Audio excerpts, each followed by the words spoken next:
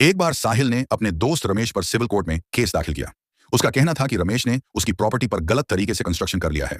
साहिल ने अपनी प्लेंट लिखकर फाइल कर दी। रमेश ने भी अपना रिटन स्टेटमेंट कोर्ट में दिया।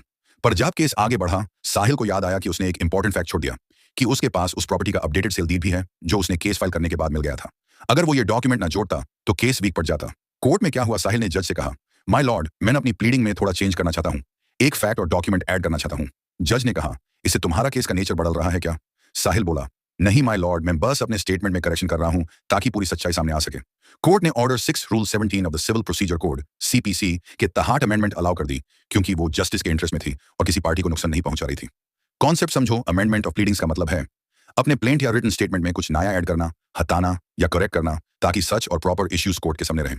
कोर्ट अलाउ करती है अमेंडमेंट जब 1. वो नेसेसरी फॉर जस्टिस हो, 2. कोई new cause of action create ना करे, 3. और दूसरी पार्टी को अनफेयर डिसएडवांटेज ना हो। Revision of pleadings. बाद में रामेश ने भी कहा कि जज ने अमेंडमेंट गलत अलाउ की, तो उसने हाई कोर्ट में रिवीजन फाइल किया। रिवीजन का मतलब होता है हायर कोर्ट से लोअर कोर्ट के ऑर्डर की लीगैलिटी चेक करवाना।